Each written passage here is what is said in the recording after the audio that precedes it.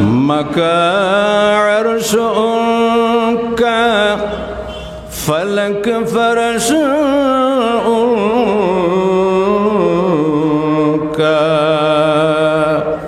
ملك خادمان سرائے محمد اللهم سيدنا مولانا محمد وعلى آله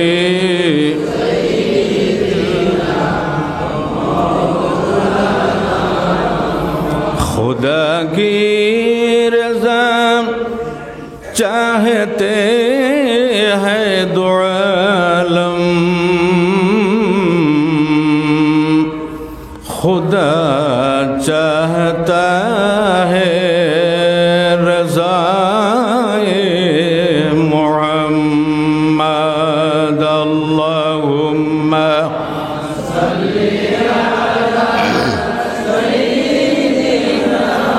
मौलाना मुहम्मद वअला आलिहि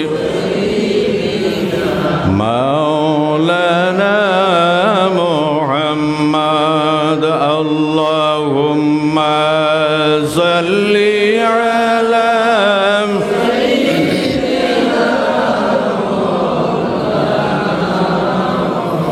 वअला आलि सय्यिदिना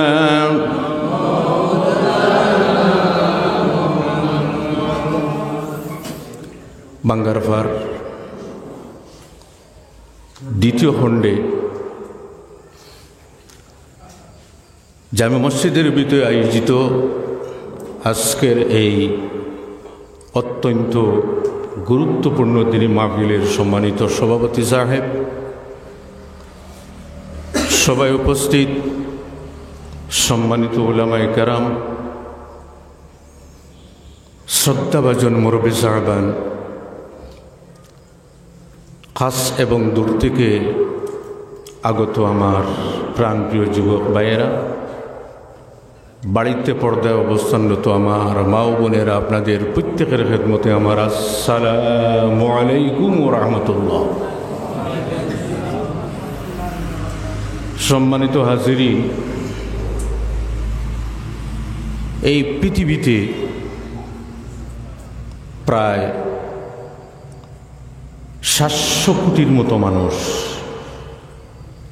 তার মধ্যে প্রায় 200 কোটির মতো মুসলমান, যার জন্য আমাদের দেশ ভারতবর্ষ, এই দেশের স্বাধীনতা সংগ্রামে জাতি ধর্ম বর্ণ নির্বিশেষে প্রত্যেক আত্মবলিদান দিয়েছেন। এজন্য এই ভারতভূমি আমাদের জন্মস্থান, এই জন্মস্থানের সঙ্গে আমাদের প্রাণের চাইতেও আরও বেশি টান আছে। আছে কিনা? একটু জোরে আওয়াজ দেবেন, আছে কিনা? গতিকে আমাদের জন্মভূমির ক্ষতি হোক, কেউ ক্ষতি করুক, আমরা কখনো এটা চাই না এবং যথাসম্ভব ক্ষতি সাধন করতে আমরা দেব না।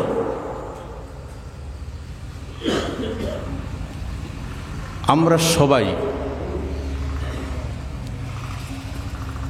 ধর্ম নির্বিশেষে আল্লাহর হাবিব আকা আলাইহিস সালাতু ওয়াস সালামের উম্মত। নবী সাল্লাল্লাহু আলাইহি ওয়াসাল্লামের উম্মত শুধুমাত্র মুসলমান নয়, হিন্দু, মুসলমান, শিখ, ঈসাই, বুদ্ধ, খ্রিস্টান, ইহুদি, যত জাতি আছে প্রত্যেক জাতি আল্লাহর হাবিব সাল্লাল্লাহু আলাইহি ওয়াসাল্লামের উম্মত। গতিকে নবীজি সাল্লাল্লাহু আলাইহি ওয়াসাল্লাম যেভাবে প্রত্যেক নবীগণের সর্দার, এইভাবে নবীজি সাল্লাল্লাহু আলাইহি ওয়াসাল্লামের উম্মত প্রত্যেক নবীর উম্মতের সর্দার। সুবহানাল্লাহ জুড়ে বলবেন। আমাদের সম্মান, আমাদের ইজ্জত আমরা কিন্তু জানি না। যদি জানতাম তাহলে আমাদের এই অবস্থাটা হতো না। অন্যান্য নবীগণ এই পৃথিবীতে আগমন করার পরে উম্মতের নাফরমানির কারণে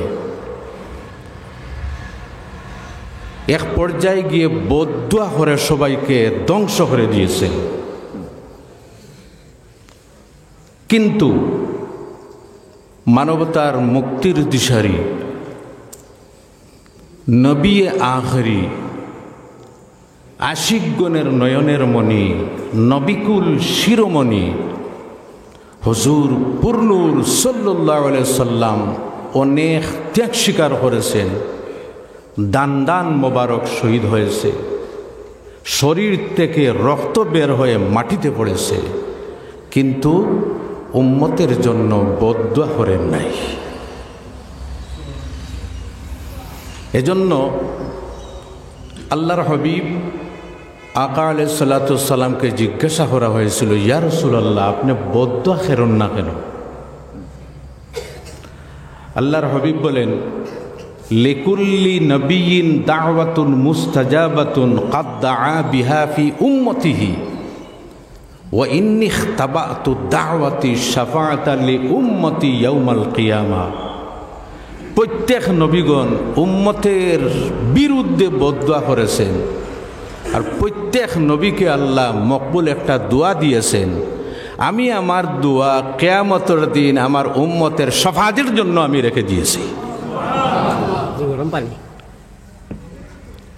মায়া দেহ। এজন্য কোরআন শরীফে আল্লাহ সুবহানাহু ওয়া তাআলা বলেন, ওয়া কাযালিকা জাআলনাকুম উম্মাতাম ওয়াসাতা। হে উম্মতে মুহাম্মদী সাল্লাল্লাহু আলাইহি ওয়াসাল্লাম, আমি তোমাদেরকে মধ্যম উম্মত বানিয়েছি। কি উম্মত? একটু সাড়া দিতে লাগবে আপনার। কি উম্মত? মধ্যম উম্মত। একটু আওয়াজ দেন না, কি উম্মত? আমার কথা আপনারা শুনতে পাচ্ছেন কিনা? একটু জুড়ে আওয়াজ দেন, শুনতে পাইতেছেন কিনা? মধ্যম উম্মত। এখন প্রশ্ন করবেন, মধ্যম উম্মত বলতে কি বোঝায়? আমি উদাহরণ দিয়ে বুঝাইয়া দেব। হযরত মুসা কলিমুল্লাহর যে উম্মত, এই উম্মতের জন্য নিয়ম ছিল, তাদের কাপড়ে যদি কোনো নাপাক জিনিস লাগে তাহলে দইলে পরিষ্কার হবে না, কাপড়ের অংশটুকু কাটতে লাগবে। এই আইনটা খুবই সোজা বোধহয়। জি, সুজানা কটুর? একটু আওয়াজ দেন না কেন? সুজানা কটুর? কঠিন। কাপড়ে যদি কোনো নাপাক জিনিস লাগে দইলে পরিষ্কার হবে না, কি করতে লাগবে? কাটতে লাগবে। আল্লাহু আকবার। কিন্তু রাসূলুল্লাহর উম্মতের জন্য আল্লাহ সুবহানাহু ওয়া তাআলা বলেন, আমার হাবিব, আমি আপনার উম্মতের জন্য এইভাবে কঠোর নিয়ম আমি রাখব না। তাদের জন্য নিয়ম ছিল, কাপড়ের মধ্যে যদি কোনো নাপাক জিনিস লেগে যায় তাহলে তাদের কাটতে লাগতো। কিন্তু আপনার উম্মতের জন্য আপনার খাতিরে আমি নিয়মটা রাখলাম, যদি কাপড়ের মধ্যে নাপাক জিনিস যদি লেগে যায়, ভালোভাবে যদি দয়, তাহলে আমি মওলা পরিষ্কার হিসাবে গ্রহণ করে নিব। সেই উম্মত। আল্লাহর হাবিব আলাইহিস সালাম বলেন, শানে মুস্তাফা আল্লামা গুলাম হাসান কাদেরী রহমতুল্লাহি তাআলা আলাইহি লিখেন, আমাদের দৃষ্টান্ত এবং ইহুদ নাসারা খ্রিস্টান ইহুদ যারা তাদের দৃষ্টান্ত এমনভাবে অন্যান্য নবীগণের উম্মত 100 বছর, 200 বছর, 300 বছর, 400 বছর, 5000 বছর, 1000 বছর পর্যন্ত তাদের আয়ু ছিল, কিন্তু রাসূলুল্লাহর উম্মতের গড় পড়তা আয়ু হলো মাত্র 80 বছর। কত বছর? আপনাদের এলাকায় 100 বছরের আয়ু বিশিষ্ট কোনো মানুষ আছে? জি, 2-1 জন আছেন বরকত হিসাবে, মাত্র 2-1 জন। কিন্তু বর্তমানে আমাদের আয়ু কিন্তু 100 বছর গিয়ে পৌঁছবে, কোনো গ্যারান্টি আছে? জি, নবীজির ইরশাদ 60 থেকে 70 অথবা 80-র ভিতরে আমার উম্মতের আয়ু। আপনি মনে মনে প্রশ্ন করবেন, তাদের আয়ু বেশি ছিল গতিকে তাদের সওয়াব বেশি বেশি হবে, আমাদের আয়ু কম গতিকে আমাদের সওয়াব কম। মনে প্রশ্ন আসতে পারে কি না? জি, একটু সাড়া দেবেন আপনারা। আজকে মনে হয় নিয়ত করে নিয়েছেন মুখ খুলব না। এটা কিন্তু ক্লাস, আমি বলবো আপনারা একটু সাড়া দেবেন। আমি একজন টিচার, আপনাদের কাছ থেকে যদি সাড়া পাই তাহলে আমি বুঝবো যে আপনারা বুঝতেছেন, আর যদি জবান বন্ধ করে শুনুন তাহলে আমি বুঝবো আপনাদের বেইনে কোনো কিছু ঢুকতেছে না। তাদের আয়ু কম ছিল না বেশি ছিল? বেশি ছিল, গতিকে তাদের আমলও কি হবে? যুক্তি কি হয়? তাদের আমল বেশি হবে। আমাদের আয়ু কম, আমল কম, সওয়াব কম, তাই নয় আমার ভাইয়েরা। আল্লাহর মেহেরবানি দেখো, আল্লাহর হাবিব আলাইহিস সালাম একটা উদাহরণ পেশ করেছেন। মনে করুন আল্লাহ সুবহানাহু ওয়া তাআলার পক্ষ থেকে ডিউটি দেওয়া হলো, খ্রিস্টান যারা ফজর থেকে জোহর পর্যন্ত তারা ডিউটি করলো। ডিউটি করার পরে তাদেরকে শুধুমাত্র 1.5 টাকা দেওয়া হলো। কত দেওয়া হলো? 1 টাকা 50 পয়সা। কত? ইহুদি যারা জোহর থেকে আসর পর্যন্ত ডিউটি করল, ডিউটি করার পরেও তাদেরকে 1.5 টাকা দেওয়া হলো, 1 টাকা 50 পয়সা। আর উম্মতে মুহাম্মদীর দৃষ্টান্ত হলো আসর থেকে মাগরিব পর্যন্ত ডিউটি করলো, কিন্তু আল্লাহ তাকেও 1.5 টাকা দিয়ে দিয়েছে। খাজ খার কম উম্মতে মুহাম্মদীর। ফজর থেকে জোহর পর্যন্ত লম্বা সময়, ঠিক না?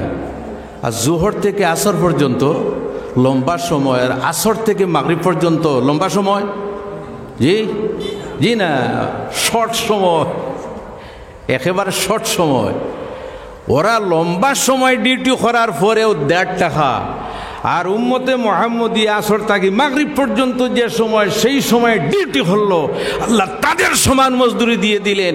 রাসূলুল্লাহ বলেন, তোমাদের আয়ু কম কিন্তু আল্লাহ তোমাদেরকে সওয়াব দিয়ে মালামাল করে দিবে। আয়ু কম, সওয়াব বেশি। জুড়ে বলুন, আয়ু কম, সওয়াব বেশি। এজন্য আমার ভাইয়েরা, আল্লাহর হাবিব আলাইহিস সালাম সাহাবা কেরামদেরকে জিজ্ঞাসা করলেন, আমার সাহাবা কেরামেরা সবচাইতে শানদার মুমিন কারা? নবীজি জিজ্ঞাসা করতেছে, সবচাইতে শানদার মুমিন কারা?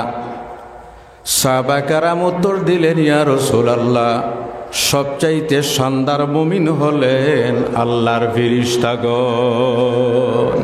কারা? আল্লাহর ফেরেশতাগণ। নবীজি বলেন, না, আল্লাহর ফেরেশতা নূরের, গতিকে তাদের ঈমান থাকবেই, কোনো অসুবিধা নেই। আবার উত্তর দাও। আল্লাহর হাবিব আলাইহিস সালাম আবার জিজ্ঞাসা করতেছেন, সবচাইতে শানদার মুমিন কারা? সাহাবা কেরাম উত্তর দেন, ইয়া রাসূলুল্লাহ, সবচাইতে শানদার মুমিন আপনার সাহাবায়ে কেরাম। রাসূলুল্লাহ বলেন, আমি আমার সাহাবা কেরামদের মধ্যে আছি, গতিকে আমার সাহাবা কেরাম তো নিশ্চয় মুমিন হবে। তোমরা আবার উত্তর দেও। আল্লাহর হাবিব আবার জিজ্ঞাসা করতেছেন, সবচাইতে শানদার মুমিন কারা? আল্লাহর হাবিব আলাইহিস সালামের সাহাবা কেরাম উত্তর দেন, ইয়া রাসূলুল্লাহ, আল্লাহু ওয়া রাসূলুহু আ'লাম। আল্লাহ এবং আল্লাহ রসুল ভালো জানেন। রাসূলুল্লাহ ফরমান, সবচাইতে শানদার মুমিন তারা যারা শেষ যুগে আসবে, কিন্তু আমি নবীজিকে তারা দেখবে না, আমার নবীর উপর ঈমান আনবে, তারাই হলো সবচাইতে শানদার মুমিন। আমি নবীকে দেখবে না, কিন্তু আমি নবীর উপর ঈমান আনবে। এজন্য বাইরে আমাদের সম্মান আছে, আমাদের ইজ্জত আছে। নবীজির উম্মত দুই ধরনের, উম্মতে ইজাবত এবং উম্মতে দাওয়াত।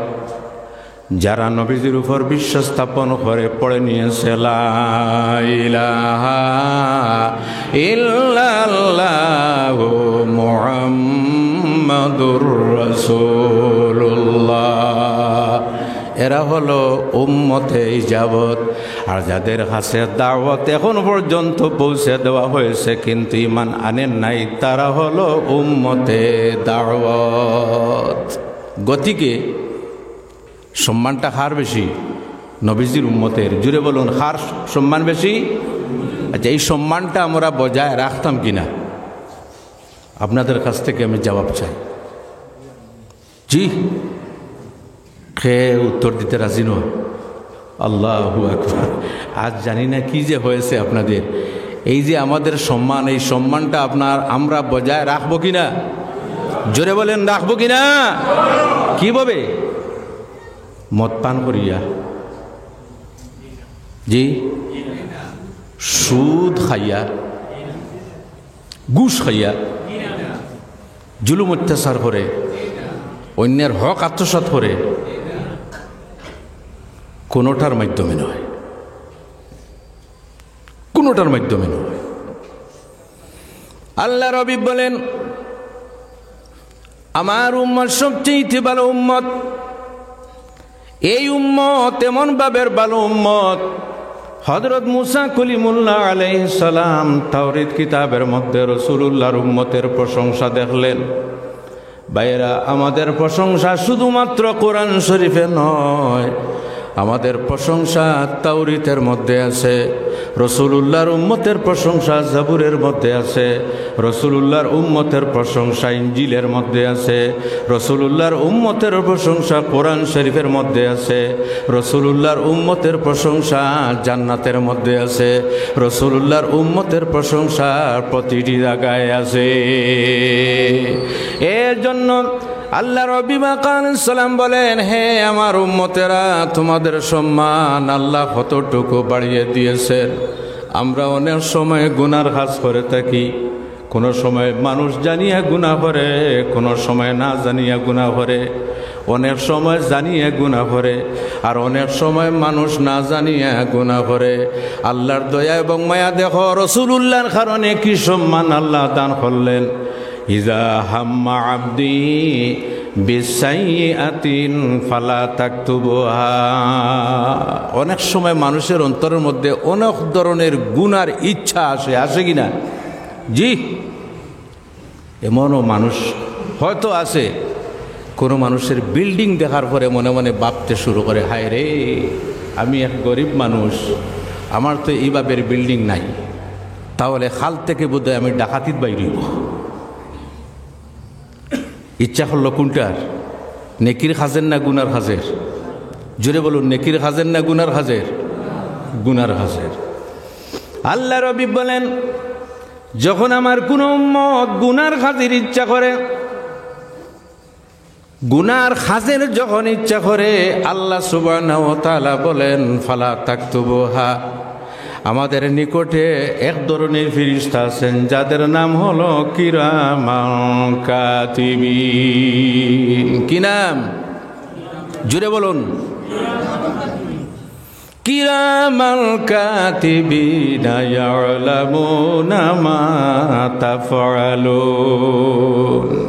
রিপোর্টার, এই যে ইউটিউবার ভাইয়েরা আছে, আমি যা কিছু আলাপ আলোচনা করতেছি সমস্ত মোবাইলের মধ্যে এরা কি করতেছে? সংগ্রহ করতেছে, ঠিক কিনা? জি, বুঝতে কোনো অসুবিধা নেই। আমাদের সঙ্গে আছেন কিরামান কাতিবিন। একজন মানুষ কি বলতেছে, কি করতেছে সমস্ত কিন্তু রিপোর্ট তারা লিখতেছে। এইভাবে যখন কোনো গুনাহগার মানুষ গুনার ইচ্ছা করে, জিনা করার ইচ্ছা করে, চুরি করার ইচ্ছা করে, দাউড়ামি করার ইচ্ছা করে, ডাকাতি করার ইচ্ছা করে, অন্যের হক আত্মসাৎ করার ইচ্ছা করে, তখন ফেরেশতারা প্রস্তুত হয়ে যান লেখার জন্য।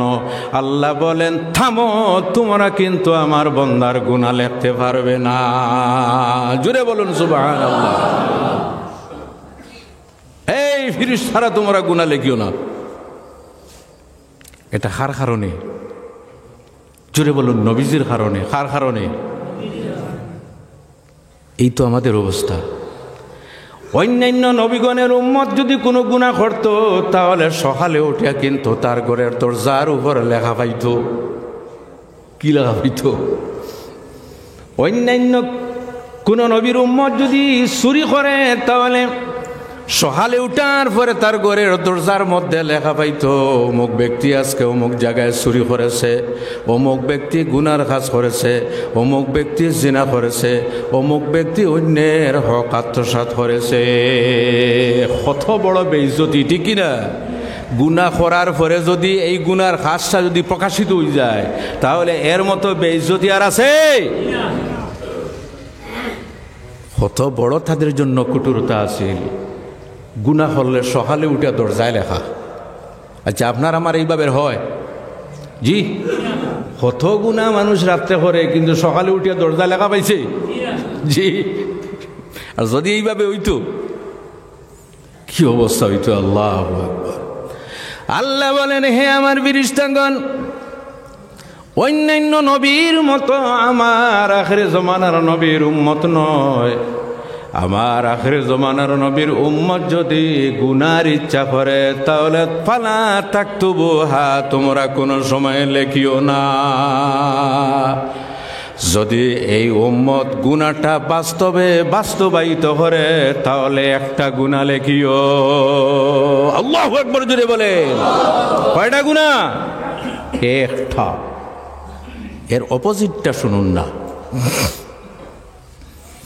ওয়াইযা হাম্মা আবদি বিহাসানাতিন, যখন কোন বান্দা, নবীজির উম্মতের কোন বান্দা যখন নেকির কাজের ইরাদা করে, কি কাজের? জোরে বলুন, কি কাজের? নেকির কাজের। নেকির কাজের কোনো সীমা নেই, গুনার কাজের কোনো সীমা নেই। আজকে মসজিদের জন্য আপনারা দান করেছেন, কত বড় নেকি। মসজিদের ভিতরে নামাজ পড়বেন, কত বড় নেকি। তাসবিহ তাহলিল করবেন, কত বড় নেকি। কোরআন শরীফ তিলাওয়াত করবেন, কত বড় নেকি। আপন ভাইয়ের সাহায্য করবেন, কত বড় নেকি। এতিমের মাথায় হাত বুলাইয়া দিবেন, কত বড় নেকি। গরিব দুঃখী যারা, তাদের সাহায্য করবেন, কত বড় নেকি। আল্লাহ নবী বলেন, যখন কোনো মুমিন বান্দা নেকির কাজের ইচ্ছা করে, আল্লাহ সুবহানাহু ওয়া তাআলা বলেন, আমার ফেরেশতাগণ, আমার বান্দা যদিও নেকির কাজ করতে পারে নাই এখন পর্যন্ত, নেকির কাজের ইচ্ছা করেছে, তোমরা কিন্তু একটা লেখি নিকে নাও। সুবহানাল্লাহ। শুধু ইচ্ছা করলে সওয়াব আছে। আল্লাহু আকবার বলেন, শুধু ইচ্ছা করলে সওয়াব আছে। আল্লাহু আকবার। এইভাবে ফ্যাসিলিটি কোন নবীর উম্মতের ছিল না, একমাত্র মানবতার নবী মুহাম্মদুর রাসূলুল্লাহ সাল্লাল্লাহু আলাইহি সাল্লামের উম্মতের ফ্যাসিলিটি। জুড়ে বলুন সুবহানাল্লাহ। আর কোন উম্মতের ফ্যাসিলিটি ছিল না। আল্লাহ নবী বলেন, যখন কোনো বান্দা নেকির কাজের ইচ্ছা করে, আল্লাহ বলেন, এখন পর্যন্ত নেকির কাজ করে নাই, তোমরা একটা লেখি লিখো। যখন নেকির কাজটা বাস্তবায়িত করবে তখন একটা নেকি নয় 10টা নেকি লেখ। কয়টা? 10টা।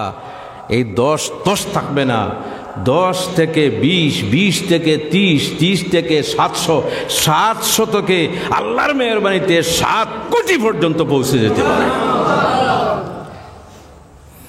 এজন্য নেকি, ফরজ নেকিও আছে, নফল নেকিও আছে, ওয়াজিব নেকিও আছে। যথাসম্ভব আমরা নেকির কাজ করতে থাকবো, ঠিকই না? আপনারা চান যথাসম্ভব নেকির কাজ আমরা করতে থাকবো। কোন নেকি আল্লাহর কাছে কবুল হইবে আর এই নেকির মাধ্যমে তোমার জীবনের গতি পরিবর্তন হয়ে যেতে পারে, জুড়ে বলুন সুবহানাল্লাহ। এজন্য আমার ভাইয়েরা, বুখারী শরীফের হাদিস, আল্লাহর এক বান্দা নবীদের উম্মতের নয়, অন্যান্য নবীর উম্মতের, এই পৃথিবীর মধ্যে অনেক ধরনের গুনার কাজ করেছে, অনেক ধরনের নাফরমানির কাজ করেছে।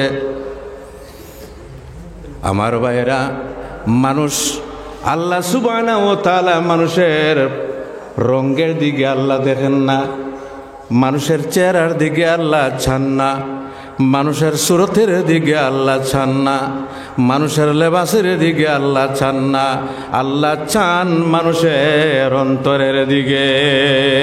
কোন দিকে? একটু জোরে আওয়াজ দেন, কোন দিকে? অন্তরের দিকে মানুষ আল্লাহ চান। এজন্য অন্তরটা আমাদের পরিষ্কার রাখতে লাগবে। এখন অন্তর পরিষ্কার কিভাবে? যদি আপনার লোহার কোনো যদি জিনিস থাকে, যেমন দা আছে, কুড়াল আছে, এইভাবের জিনিস আছে, যদি আপনি পরিষ্কার করতে চান তাহলে পাথরের মধ্যে আপনাকে কষাইতে লাগবে। আর আপনার অন্তরের মধ্যে যে মরিচা আছে, গুনার মরিচা, এই মরিচা সাফ করার জন্য একটা জিনিস আছে। আল্লাহর হাবিব আলাইহিস সালাম বলেন, লিকুল্লি শাইইন সাকালাতুন ওয়া সাকালাতুল কুলুবি যিকরুল্লাহ। প্রত্যেক জিনিস সাফ করার জিনিস আছে, আর অন্তর সাফ করার জিকির হইল আল্লাহর জিকির, লা ইলাহা ইল্লাল্লাহ, লা ইলাহা ইল্লাল্লাহ, লা ইলাহা ইল্লাল্লাহ মুহাম্মাদুর রাসূলুল্লাহ। আল্লাহর জিকিরের মাধ্যমে মানুষের অন্তর পরিষ্কার হয়। যাই হোক, নবীজির উম্মতের ফ্যাসিলিটি, আমার ভাইয়েরা, অন্যান্য নবীর উম্মত যদি কোনো নাফরমানির কাজ করে, কাফারা আদায় না করা পর্যন্ত তার তওবা কবুল করা হতো না। ফর এক্সাম্পল, যদি কোনো মানুষ কোনো ধরনের চুরি করে, যত সময় পর্যন্ত কাফারা আদায় না করতো ততক্ষণ পর্যন্ত তার তওবা কবুল হতো না। কিন্তু রাসূলুল্লাহর উম্মতের জন্য ফ্যাসিলিটি হলো, আমার নবীর উম্মত যদি গুনার কাজ করে আর আমি মাওলার কাছে আন্তরিকভাবে যদি সে তওবা করে, তাহলে আমি আল্লাহ তার তওবা কবুল করে নেই। এটা উম্মতে মুহাম্মদী ফ্যাসিলিটি, অন্য কোনো নবীর উম্মতের ফ্যাসিলিটি ছিল না। এই জন্য আমার ভাইয়েরা, আমি বলতেছিলাম বুখারী শরীফের হাদিস, একজন মানুষ পৃথিবীর মধ্যে অনেক ধরনের গুনার কাজ করছে, অনেক ধরনের নাফরমানির কাজ করছে, এর মধ্যে যে কাজটা সবচাইতে বেশি করেছে সেই কাজটা হলো আপনার মার্ডার করা। কোনটা? জোরে আওয়াজ দিন, কোনটা? মার্ডার করা। এর মতো বড় নাফরমানির কাজ আর হইতে পারে? এইভাবে 1, 2, 3, 4, 5, 6 এইভাবে 99টা মার্ডার হলো। কত বড় পাপী! আমাদের সমাজের মধ্যে যদি এভাবের কোনো মানুষ থাকতো, তাহলে হয়তো তার ভয়ে কোনো মানুষ ঘর থেকে বাইর হতো না। এত বড় পাপী! আল্লাহু আকবার। হঠাৎ একদিন তার অন্তরের মধ্যে পরিবর্তন আসলো। জুড়ে বলুন সুবহানাল্লাহ। অন্তর পরিবর্তন করার মালিককে? জোরে বলুন মালিককে? আল্লাহ যদি চান তাহলে মুহূর্তের মধ্যে মানুষের অন্তর পরিবর্তন করে দিতে পারেন, যত বড় নাফরমান মানুষ হোক না কেন। হঠাৎ তার অন্তরের মধ্যে আসলো, আমি এত বড় বড় পুনার কাজ করেছি, যদি কিয়ামতের দিন আমার হিসাব নিকাশ করা হয় তাহলে আমি নাফরমানের জন্য আল্লাহর দরবার থেকে ছুটা সম্ভব হবে না। গতিকে সুযোগ থাকতে আমি সুপথের প্রতীক হয়ে যাই। এখনো সুযোগ আছে। আমাদের অনেক মানুষ আছে গুনাহ করে কিন্তু বেপরোয়া হয় কি না? আরো একটু কি হয়, উৎসাহ বাড়ে। গুনাহ করে বেপরোয়া হয়, গুনাহ করে একবারে কার করে না। লাভ আছে না লস আছে তার মধ্যে? জি, আপনারা উত্তর দিন, লাভ না লস? লস। কি লস? আমার ভাইরা, মানুষের অন্তরের মধ্যে যখন কোনো মানুষ গুনাহ করে, একটা দাগ তার অন্তরের মধ্যে পড়ে যায়। গুনাহ করে একটা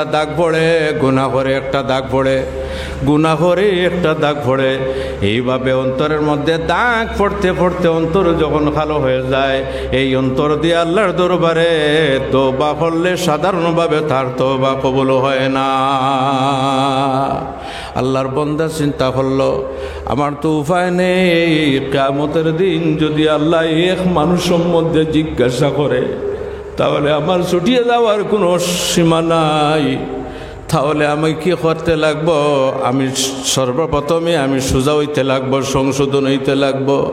সে বাইর হইল, বাইর হওয়ার পরে কোন এক মসজিদের ইমাম সাহেবকে জিজ্ঞাসা করলো, এই ইমাম সাহেব, আমি অনেক বড় গুনাহগার, অনেক বড় নাফরমান, আমার গুনাহ মাফ হইবার কোনো সুরত আছে কি? ইমাম সাহেব শুনতে চাইলেন, কি গুনাহ করেছ? সে উত্তর দিল, আমি কিন্তু একজন মার্ডারার, একজন হত্যাকারী মানুষ। এই পৃথিবীর মধ্যে 1-2 জন মানুষ নয়, 99 জন মানুষ আমি হত্যা করেছি। আল্লাহর দরবারে আমার গুনাহ মাফ হইবার কোনো লাইন আছে কি? ইমাম সাহেব যখন শুনলেন 1-2 জন মানুষ নয়, 99 জন মানুষ মারছে, ওনার অন্তরের মধ্যেও ভয় ঢুকলো। তিনি বাহ্যিকভাবে ফতোয়া দিয়ে দিলেন, এত বড় নাফরমান কিভাবে আল্লাহর দরবারে তার মাফি হবে? তিনি বললেন, আমার মনে হয় তোমার গুনাহ মাফ হইবার কোনো আর লাইন নেই। অনেক সময় অনেক কথায় রিয়াকশন হয় কি না? একটু জোরে আওয়াজ দেন। অনেক কথায় অনেক সময় কি হয়? রিয়াকশন হয়। গতিকে মাসলা মাসাইল বলতে একটু কৌশলে বলতে লাগে। আচ্ছা, ফর এক্সাম্পল, আমি এই সবার মধ্যে যদি মনে করুন কোন এক মানুষকে আমি চিনি,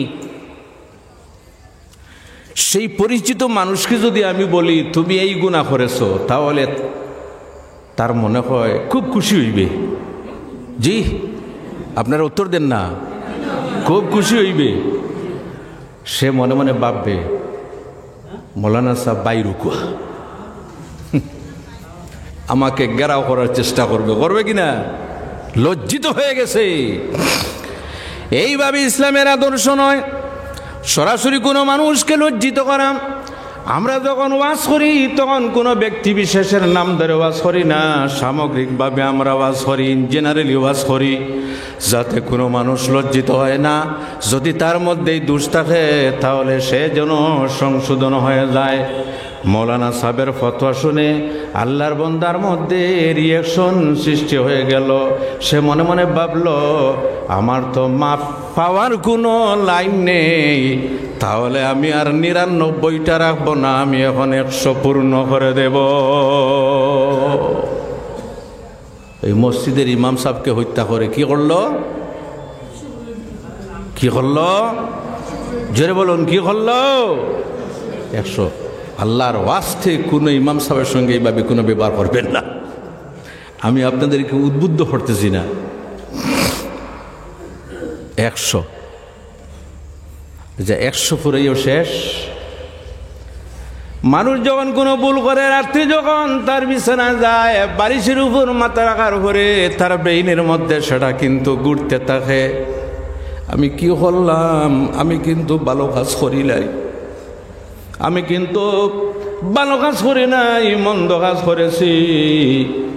এই চিন্তার থেকে মানুষ কিন্তু হয়তো তার জীবনের গতি পরিবর্তন হয়ে যেতে পারে, ঠিক কিনা? মানুষ অনেক সময় গুনার কাজ করে, কিন্তু বালিশের উপর মাথা রাখার পরে কিন্তু সে চিন্তা করে যে আমি জিনিসটা ভালো করি নাই।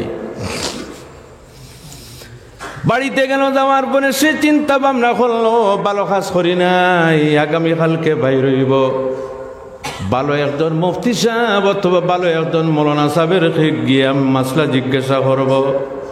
সকালে বাইর হয়েছে, ভালো একজন আলিমের কাছে গেল, যাওয়ার পরে জিজ্ঞাসা করলো, হে আলিম সাহেব, আগে একটা ঘটনা আমি করছি, এখন কিন্তু আপনার কাছে আমি সালেন্ডার হয়ে জিজ্ঞাসা করতেছি, আমার গুনাহ মাফ হইবার কি কোনো সুরত আছে, কোনো লাইন আছে? আলিম সাহেব জিজ্ঞাসা করলেন, তোমার কি গুনাহ? সে উত্তর দিল, আমি 100 জন মানুষের হত্যাকারী। নাউজুবিল্লাহি মিন যালিক। ইমাম সাহেব শোনার পরে বললেন, নাউজুবিল্লাহি মিন যালিক। তিনি বললেন, লাইন আছে, সুবহানাল্লাহ বলেন। কি আছে? সুযোগ আছে। সুযোগ আছে বলার সঙ্গে সঙ্গে সে যখন শুনল, শোনার সঙ্গে সঙ্গে সে আনন্দিত হয়ে বলল, কিভাবে সুযোগ আছে? তাড়াতাড়ি বলুন, আমার জীবনের কোনো গ্যারান্টি নেই, বাড়ি পর্যন্ত হয়তো আমি যাইতে পারবো না, আপনার সামনে থেকে সরে যাওয়ার পরে হয়তো আমার মরণ ঘটে যেতে পারে, তাড়াতাড়ি বলুন। তখন ইমাম সাহেব বললেন, সেই প্রকৃত আলিম বললেন, তুমি আমার কাছে তওবা করবে না, আমি তোমাকে একটা জায়গার কথা বলি, সেই জায়গায় তুমি চলে যাও, সেখানে যাওয়ার পরে ভালো ভালো বড় বড় ওলিউল্লাহর সঙ্গে তোমার দেখা হবে, তাদের কাছে তুমি গিয়ে তওবা করিও। তুমি এক কাজ করো, বাইতুল মুকদ্দাস চলে যাও, সেখানে যাওয়ার পরে কিন্তু আল্লাহর ওলিগণের সঙ্গে তোমার দেখা হবে।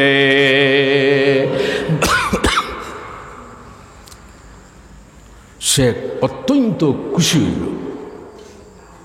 খুশি হওয়ার পরে আল্লাহর দরবারে আত্মসমর্পণ করে সে বাড়ি থেকে রওনা দিল।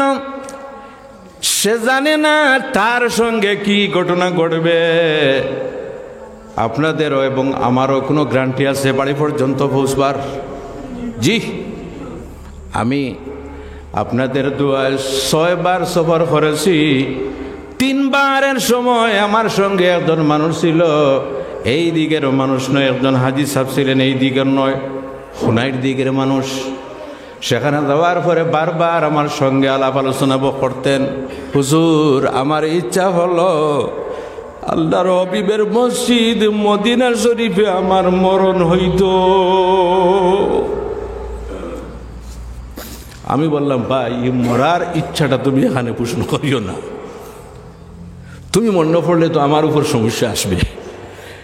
আমি হলাম গ্রুপ লিডার, মারা যাওয়ার পরে কত সমস্যায় দেখা দেবে না, এই দোয়া করিও না, আল্লাহর যা ইচ্ছা তাই হবে।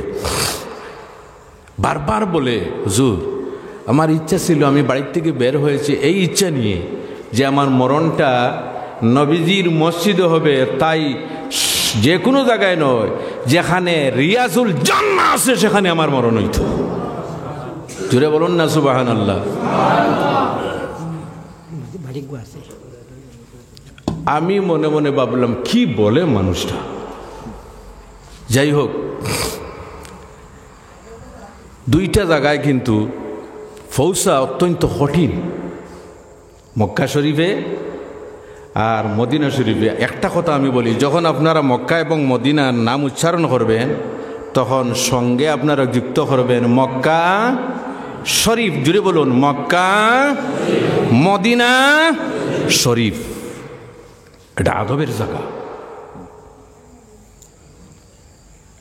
একদিন এই 2 জায়গায়, একটা জায়গা হলো হজরে আসওয়াদ। হজরে আসওয়াদে চুমু খাওয়ার জন্য অনেক মানুষের আশা থাকে, ভরসা থাকে। কিন্তু হজের মৌসুমে হজরে আসওয়াদ পর্যন্ত পৌঁছা তার জন্য কষ্টকর ব্যাপার হয়ে যায়। আল্লাহর হাবিব বলেন, হজরে আসওয়াদে যদি কোনো মানুষ চুমু খায়, তাহলে সেই চুমু খাওয়ার কারণে আল্লাহ তার জীবনের সমস্ত গুনাহ সগীরা মাফ করে দেন।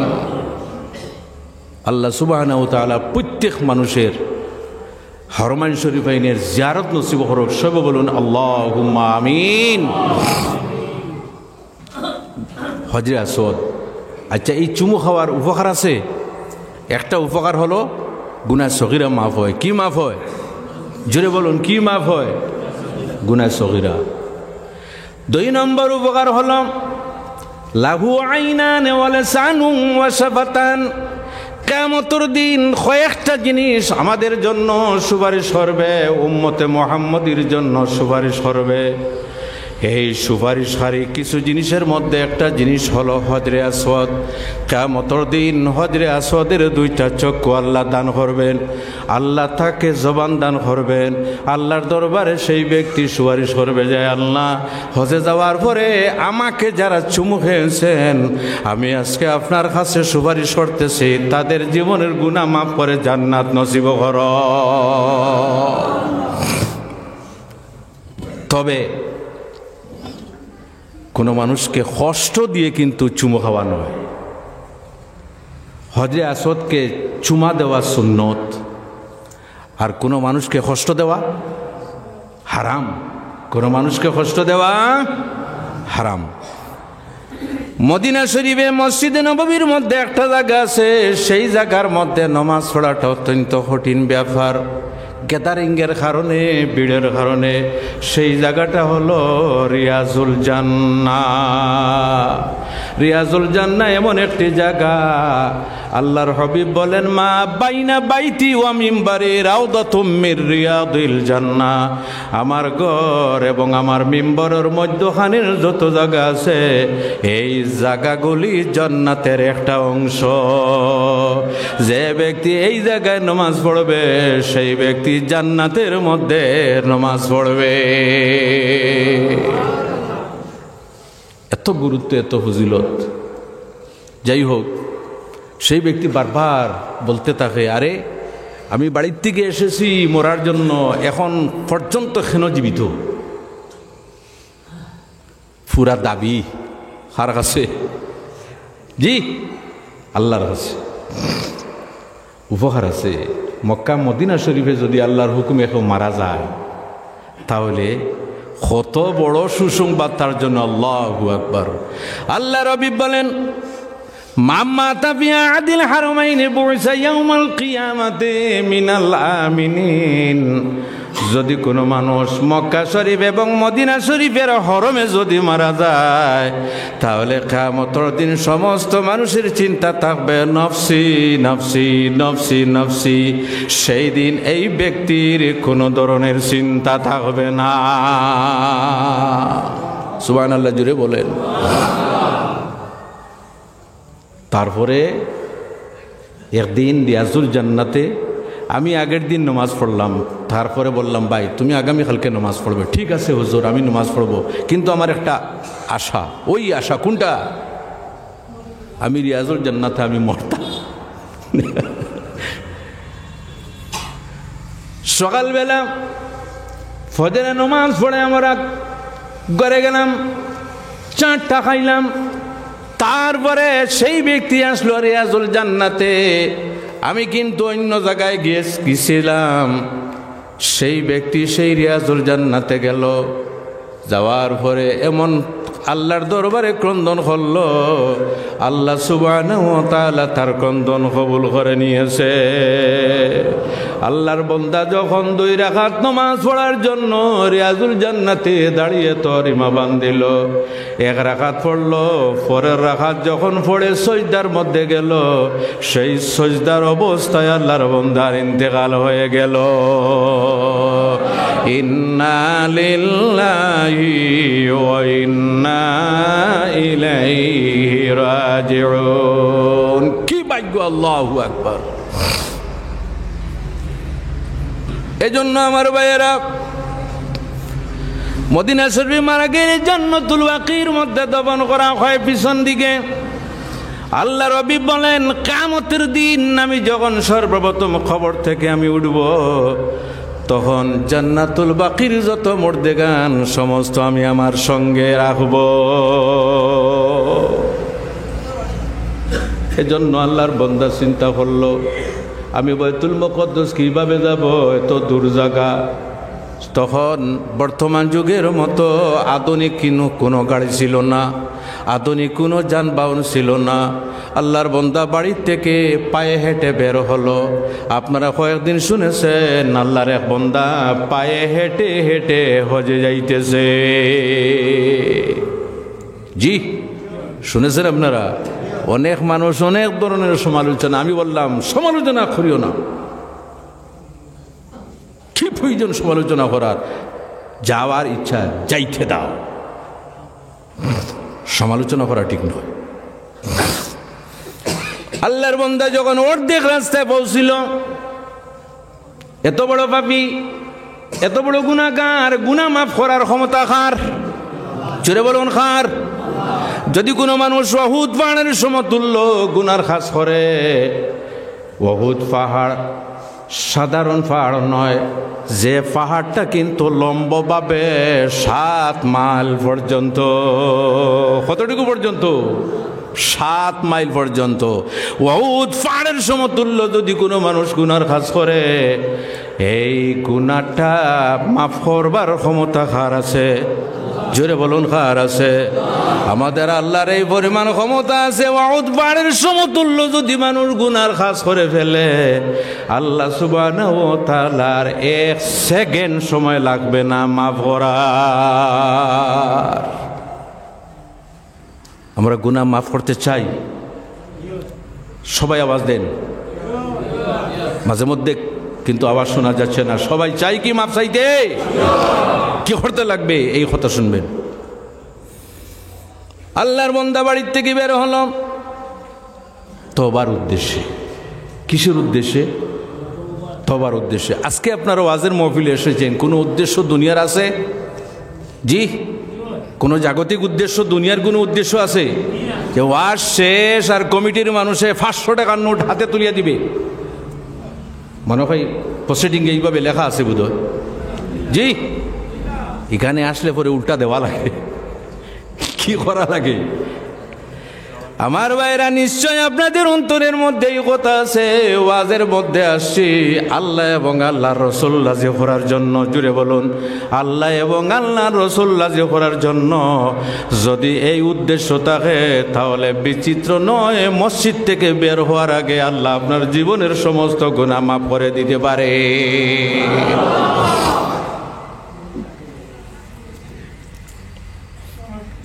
অর্ধেক রাস্তা যাওয়ার পরে দেখা হইল এমন এক ফেরেশতার সঙ্গে, যে ফেরেশতার কোনো দয়া নাই, যে ফেরেশতার কোনো মায়া নাই, যে ফেরেশতার কোনো রহম নাই, যে ফেরেশতার কোনো করম নাই, যে ফেরেশতা অত্যন্ত কঠোর। সেই ফেরেশতার নাম কি?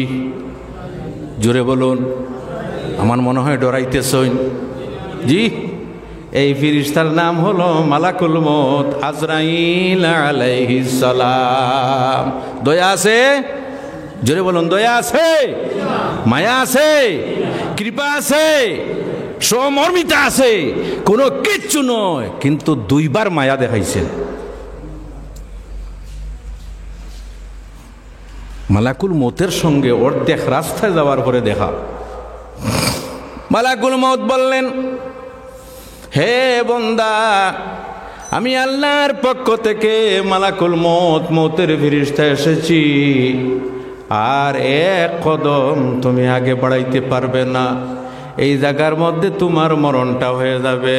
সঙ্গে সঙ্গে মালাকুল মউতের দ্বারা তার মরণ হয়ে গেল। ইন্না লিল্লাহি ওয়া ইন্না ইলাইহি রাজিউন।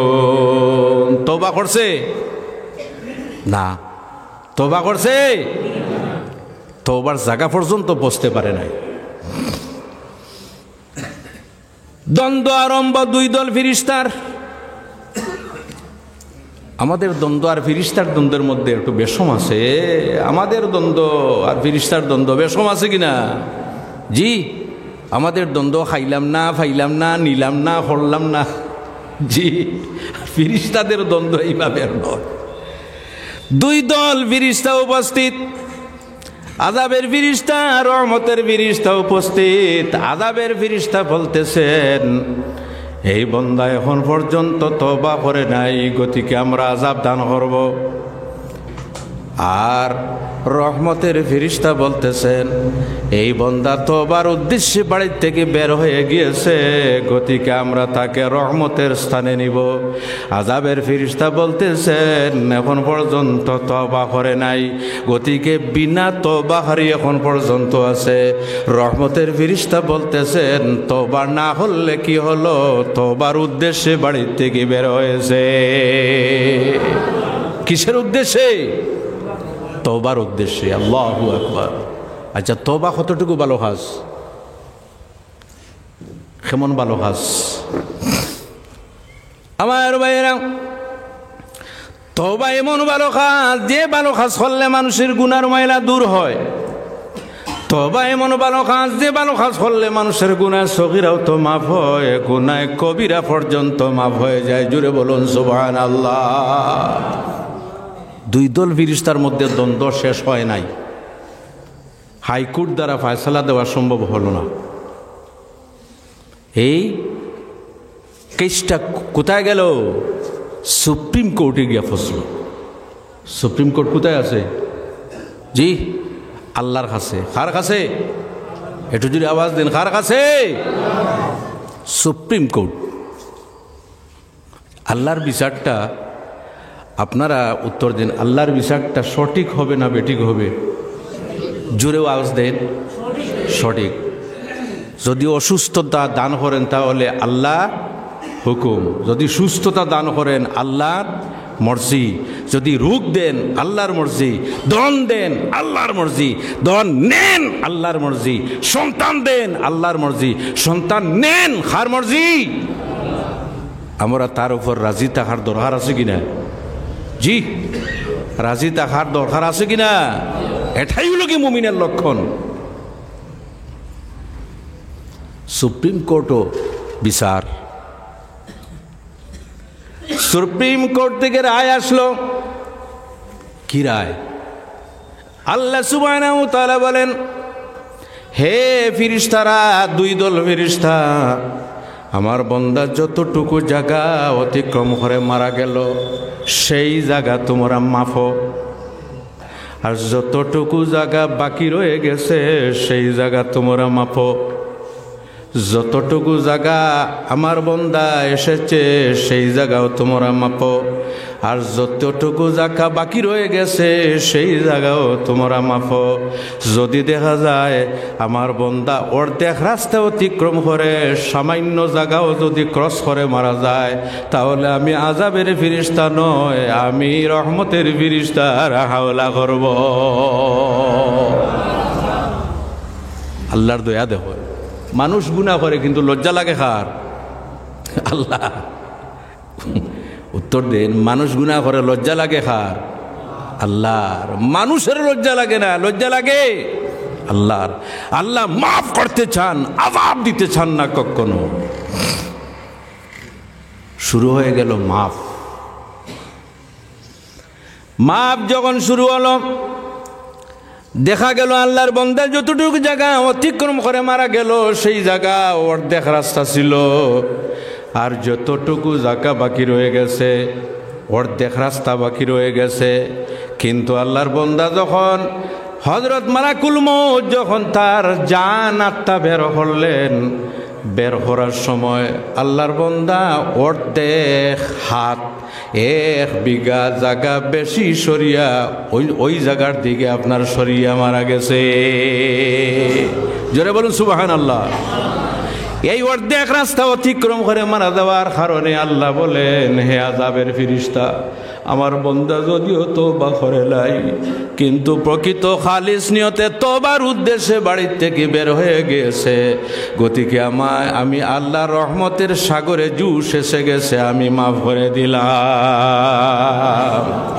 এজন্য আমার ভাইরা, উম্মতে মুহাম্মদীর ফ্যাসিলিটি হলো যদি গুনার কাজ করে তাহলে আলাদাভাবে কাফারা দিতে লাগে না। আল্লাহর দরবারে যদি তওবা করে খালিস নিয়তে, তাহলে আল্লাহ তার গুনাহ মাফ করে দেন। আমরা যদি আপনাদের খেয়েও শিলচর যদি যায় আর যদি নামাজের সময় হয়ে যায়, তাহলে সে নামাজ কোথায় পড়বে? ফর এক্সাম্পল জোহরের নামাজ কোথায় পড়বে? সেই শিলচর বড় মসজিদে। আর যদি সেখানে পড়তে পারে না, তাহলে যদি কোনো দোকানদার যদি সুযোগ দেয় তাহলে সেখানেও পড়তে পারবে, ঠিক কিনা? অন্যান্য নবীর উম্মতের নিয়ম ছিল এবাদত বন্দি করতে হলে এবাদতের স্থান ছাড়া তাদের এবাদত করা কিন্তু যাইছিল না। যে কোনো জায়গায় থাকুক না কেন সে কিন্তু এবাদত খানায় আসে নামাজ পড়তে লাগবে। যে কোনো জায়গায় থাকুক না কেন সে কিন্তু এবাদত খানায় কিন্তু এবাদত করতে লাগে। কিন্তু রাসূলুল্লাহ সাল্লাল্লাহু আলাইহি ওয়াসাল্লামের উম্মতের ফ্যাসিলিটি, আল্লাহর হাবিব পৃথিবীতে আগমন করার সঙ্গে সঙ্গে আল্লাহ ফ্যাসিলিটি দিয়া দেন, জুইলাত লিয়াল আরদু মাসজিদান ওয়া তুহুরা। আল্লাহ সুবহানাহু ওয়া তাআলা আমার জন্য এবং আমার উম্মতের জন্য গোটা পৃথিবীর জমিনকে নামাজের জায়গা বানিয়ে দিয়েছেন। সুবহানাল্লাহ।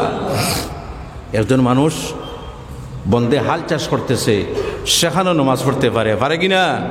এটা যদি আওয়াজ দেন না, পারে কিনা?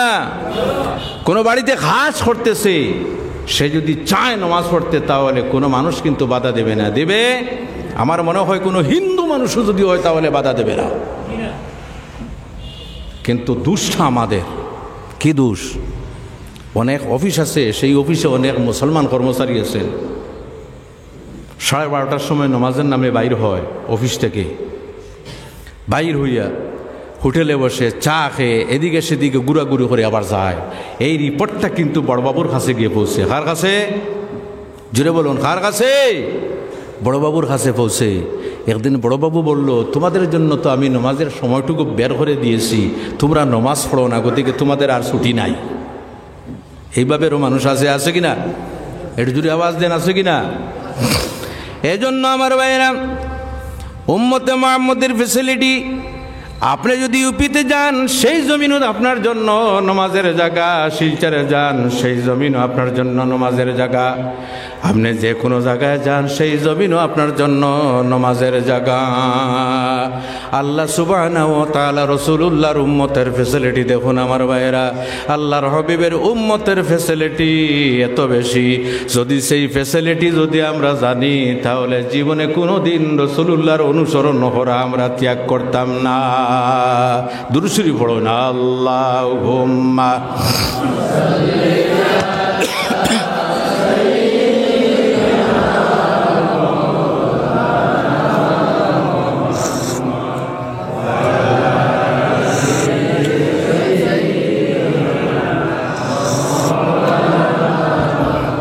জোরে জোরে আল্লাহুম্মা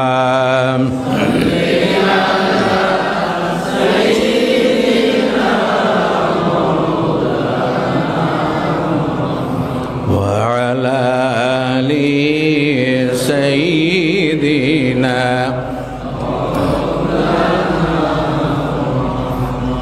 উম্মতে মুহাম্মদের ফ্যাসিলিটি আমার ভাইয়েরা কি? উযু করা। কোনটা? জোরে বলুন, কোনটা? আপনারা কথা বলুন না কেন, কোনটা? আচ্ছা, উযু করতে, নামাজ পড়তে হলে কি করতে লাগে? জোরে বলুন, কি করতে লাগে? উযু করতে লাগে। আপনি যদি চান কিয়ামতের দিন আপনার দুই হাত কনুই পর্যন্ত, আপনার মুখমণ্ডল এবং আপনার পাও হাঁটু পর্যন্ত অথবা টকনু পর্যন্ত কিয়ামতের দিন উজ্জ্বল থাকবে, তাহলে একটা কাজ করতে লাগবে। এই ফ্যাসিলিটি অন্য কোনো নবীর উম্মতের নয়। আমার নবী মুহাম্মদুর রাসূলুল্লাহ সাল্লাল্লাহু আলাইহি ওয়াসাল্লাম বলেন, ইন্না উম্মতি ইউদআউনা ইয়াউমাল কিয়ামাতি গুররাম মুহাজ্জালিনা মিন আসারিল ওযু। আমার উম্মত কিয়ামতের দিন যখন হাসরের ময়দানে উঠবে, উঠার সঙ্গে সঙ্গে দূর থেকে পরিচয় পাওয়া যাবে, সেই ব্যক্তি হলো রাসূলুল্লাহর উম্মত। সুবহানাল্লাহ বলেন। অন্যান্য নবীর উম্মত পরিচয় পাওয়া যাবে না, মুসা কলিমুল্লাহর উম্মত পরিচয় পাওয়া যাবে না, হযরত ইদ্রিস আলাইহিস সালামের উম্মত পরিচয় পাওয়া যাবে না, হযরত ইব্রাহিম আলাইহিস সালামের উম্মত পরিচয় পাওয়া যাবে না, হযরত ইউসুফ আলাইহিস সালামের উম্মত পরিচয় পাওয়া যাবে না, হযরত হারুন আলাইহিস সালামের উম্মত পরিচয় পাওয়া যাবে না, হযরত নূহ আলাইহিস সালামের উম্মত পরিচয় পাওয়া যাবে না। কিন্তু কিয়ামতের দিন রাসূলুল্লাহর উম্মত দূর থেকে পরিচয় পাওয়া যাইবে। পরিচয়টা কি থাকবে? আচ্ছা আপনারা বলুন তো, এই যুগে তো আর সিটি খুব আদান প্রদান মানুষ কম করে।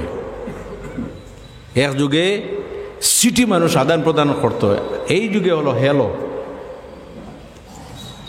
এই বাঙ্গারপাড় থেকে America, London, Japan, German, France পর্যন্ত মানুষের ডেইলি কথাবার্তা করতে পারে কি না?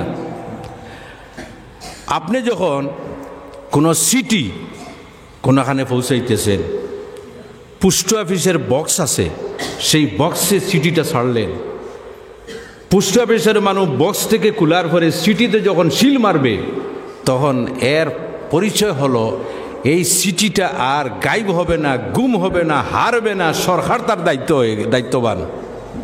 বুঝতে পারতেছেন আপনারা? এইভাবে আমার ভাইয়েরা, যখন মানুষ ওযু করে, ওযু করার সঙ্গে সঙ্গে তার গুনাহ সগীরা মাফ হয়ে যায়। এই গুনাহটা দুইয়া পড়ে বলে আমাদের ইমাম আবু হানিফা রাহমাতুল্লাহি তাআলা আলাইহির চোখের মধ্যে আল্লাহ এমন ক্ষমতা দিয়েছিলেন, যখন কোনো মানুষ ওযু করত, ওযুর অঙ্গ থেকে গুনাহ সগীরা দুইয়া পড়তে ইমাম আবু হানিফা দেখতে পেতেন। জুড়ে বলুন সুবহানাল্লাহ। আমরা গুনাহ দেখি, জি জোরে আওয়াজ দিন, গুনাহ দেখি। কিন্তু ইমাম আবু হানিফা রাহমাতুল্লাহি তাআলা আলাইহি ওযু করতে সময় মানুষের গুনাহ দহে পড়ে যেত, ইমাম আবু হানিফা তা দেখে ফেলতেন। এর জন্য আল্লাহর দরবারে দোয়া করলেন, আয় আল্লাহ, আমি তো মানুষের আইব দেখি। এই যে গুনাহ দইয়া পড়াটা, এটা তো মানুষের আইব, আমি মানুষের আইব দেখি। একজন মানুষ ওযু করতেছে, ইমাম আবু হানিফা বললেন, বাবা তোমার ওযু হয় নাই, আবার ওযু করো। সে বলল, আমি কি অপরাধ করলাম, আমার তো ওযু নষ্ট হয় নাই। ইমাম আবু হানিফা বললেন, তোমার অঙ্গ থেকে গুনাহ দৌত হয়ে পরিষ্কার হয়ে গিয়েছে, ওদিকে আবার ওযু করো, নূরুন আলা নূর। তখন ইমাম আবু হানিফার সঙ্গে অনেক মানুষ ঝগড়া লিপ্ত হয়ে যেত। তারপরে তিনি আল্লাহর দরবারে দোয়া করলেন যে, আল্লাহ এই গুণটা আমার চক্ষু থেকে আপনি হটাইয়া দেও। আল্লাহ সুবহানাহু ওয়া তাআলা চক্ষু থেকে দূর করে দিলেন। সুবহানাল্লাহ। এই গুণ ছিল হার ইমাম আবু হানিফার। আমরা যখন ওযু করি, ওযুর অঙ্গগুলা কিয়ামতের দিন পূর্ণিমার চন্দ্রের মতো আলোকিত থাকবে। আপনার হাত খনই পর্যন্ত আলোকিত থাকবে, আপনার পাও টকনু পর্যন্ত আলোকিত থাকবে, আপনার মুখমণ্ডল আলোকিত থাকবে, এইভাবে আপনার মাথা আলোকিত থাকবে। দূর থেকে পরিচয় পাওয়া যাবে, হাযা উম্মতু মুহাম্মাদিন সাল্লাল্লাহু আলাইহি ওয়াসাল্লাম, এটা হলো নবীজির উম্মত। আর এই নবীজির উম্মত যদি এই অবস্থায় থাকে, তাহলে ফেরেশতা তাকে টেনে টেনে জান্নাতের দিকে নিয়ে যাবে। এটা হলো উম্মতে মুহাম্মদের ফ্যাসিলিটি। এর জন্য একজন সাহাবা ছিলেন, সেই সাহাবার নাম হলো হযরতে আবু হুরায়রা। নাম কি? আবু হুরায়রা। তিনি যখন ওযু করতেন, তখন লুকাইয়া ওযু করতেন। আমরা ওযু করি প্রকাশ্যে, ঠিক কিনা? কিন্তু এই আবু হুরায়রা রাদিয়াল্লাহু তাআলা আনহু ওযু করতে সময় পর্দার ভিতরে ওযু করতেন। মানুষ বলতে লাগলো, নিশ্চয় কোনো বিষয় আছে। জি, কোনো মানুষ পর্দার ভিতরে ওযু করে না, তিনি পর্দার ভিতরে ওযু করেন, নিশ্চয় কোনো রহস্য আছে।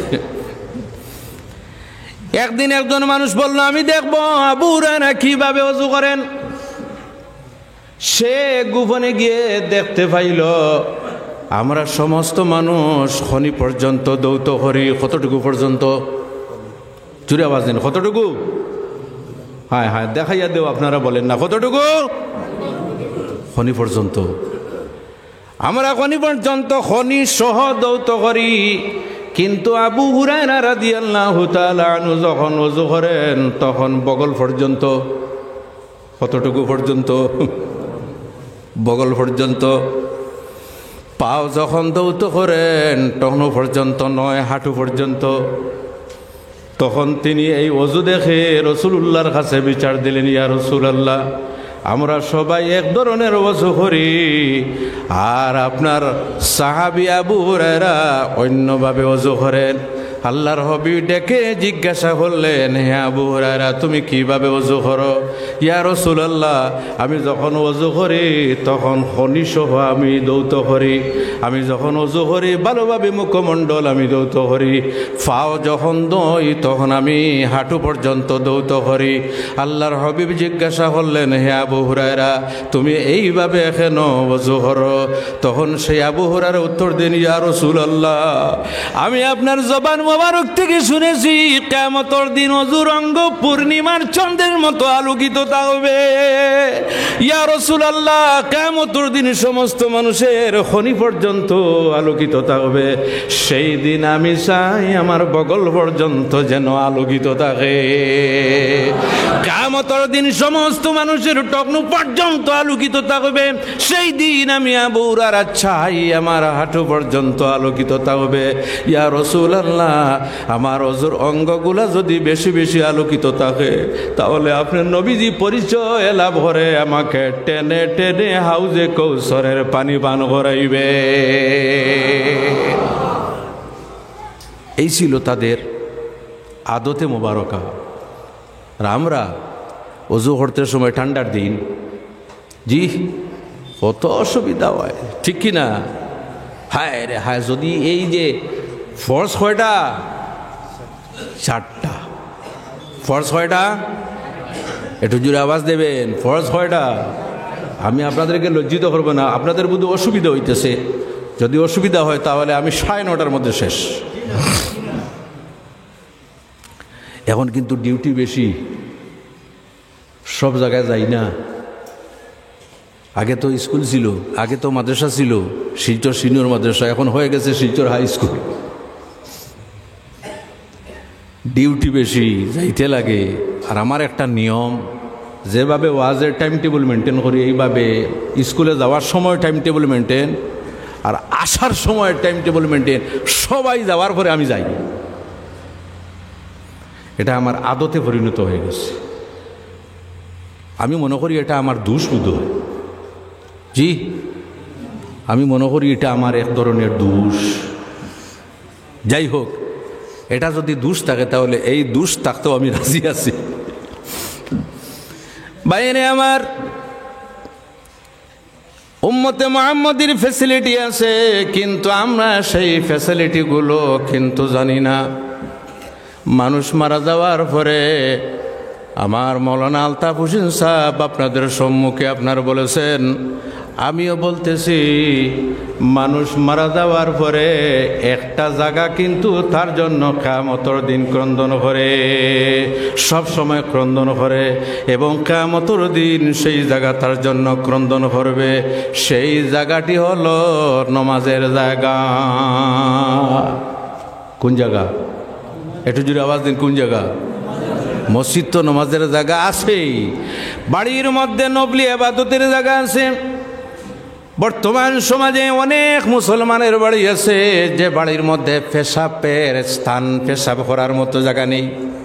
অনেক মুসলমানের বাড়ি আছে পেশাব করার মতো পেশাবখানা তৈরি নাই, কিন্তু বাড়ির মধ্যে বিল্ডিং আছে, বাড়ির মধ্যে ঘর আছে।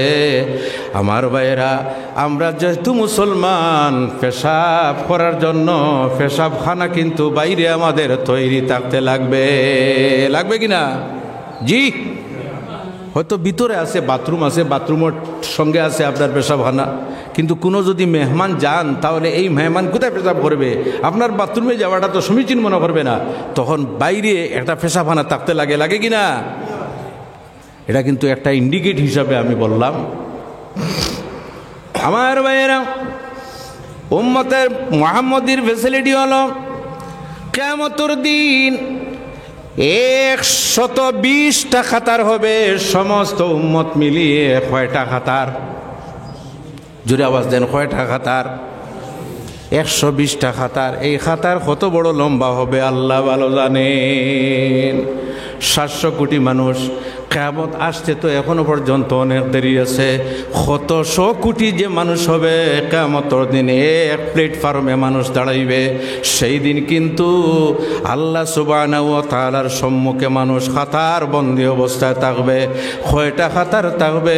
120টা খাতার। আল্লাহু আকবার। কয়টা?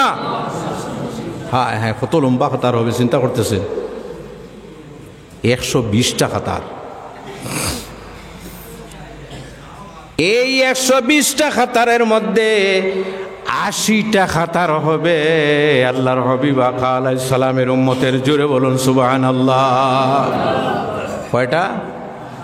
জোরে বলুন কয়টা? এই 120টা খাতারের মধ্যে 80টা খাতার হবে মুহাম্মদুর রাসূলুল্লাহ সাল্লাল্লাহু আলাইহি ওয়াসাল্লামের উম্মতের, আর বাকি 40 খাতার হবে সমস্ত নবীগণের উম্মত মিলে। এজন্য আমার ভাইরা, উম্মতে মুহাম্মদের ফ্যাসিলিটি আছে, কিন্তু আমরা জানি না। এই ফ্যাসিলিটি যদি আমরা জানি তাহলে জীবনে কোনো দিন গুনার কাজ আমরা করব না। উম্মতে মুহাম্মদের আরেকটা ফ্যাসিলিটি আছে আমার ভাইরা। অনেক মানুষ আছে সে কিন্তু হজে যাইতে পারে না, অনেক মানুষ আছে সে কিন্তু রাসূলুল্লাহর জিয়ারত নসিব হয় না। আছে কি নাই? যারা পয়সা কড়ি আছে, যাদের ধন যাদের আছে, তারা হজ করতে পারবে, উমরা করতে পারবে, কিন্তু যারা গরিব মানুষ তারা তো রাসূলুল্লাহর জিয়ারত করতে পারবে না, তারা তো আল্লাহর ঘরের তওয়াফ করতে পারবে না। এজন্য তাদের জন্য এক ধরনের ফ্যাসিলিটি আছে। সুবহানাল্লাহ জুড়ে বলেন। আমার ভাইরা, মনের মধ্যে সারা জীবনের আশায় আল্লাহ আপনার বাড়ি, আপনার নবীর বাড়ি দেখা হলো না। শুধুমাত্র আপনারা নয়, হাজার হাজার মানুষ আছেন যাদের অন্তরের মধ্যে একটাই জ্বালা, আয় আল্লাহ আপনার বাড়ি, আপনার নবীর বাড়ি আমার দেখা হলো না। আমি যদি একটা ঘটনা বলি তাহলে আপনারা বুঝবেন আল্লাহর নবী এবং আল্লাহর ঘর এবং আল্লাহর নবীর জিয়ারত কিভাবে নসিব হয়। হযরতে রবি ইবনে হযরতে সুলাইমান নবী নয়, সুলাইমান, হযরতে সুলাইমান রহমতুল্লাহি তাআলা আলাইহি আল্লাহর একজন ওলি। কি? জোরে বলুন। আল্লাহর একজন ওলি সুলাইমান। এই ব্যক্তি হজে যাইতেছেন কাফেলার সঙ্গে। হঠাৎ যখন জঙ্গলে রাস্তার মধ্যে গেলেন, বর্তমান যুগের মতো আধুনিক যানবাহন ছিল না। জঙ্গলে রাস্তার মধ্যে যখন গেলেন, যাওয়ার পরে দেখতে পাইলেন একটা মোরা গাদা। কি? মোরা গাদা। জোরে আওয়াজ দেন না। কি? মোরা গাদা। গাদা খাওয়া কিন্তু জায়েজ নয়, কিন্তু দেখতে পাচ্ছেন কয়েকটা মেয়ে লোক এই মোরা গাদার মাংস কেটে কেটে তাদের ব্যাগের মধ্যে তারা ভরতেছে।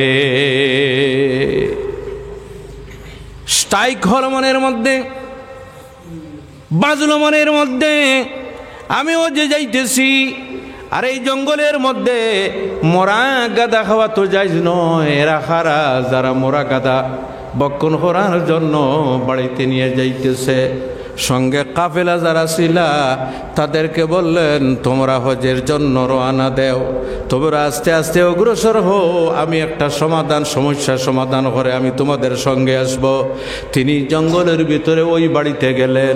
যাওয়ার পরে দেখতে পেলেন একজন মহিলা আর 4 জন মেয়ে লোক।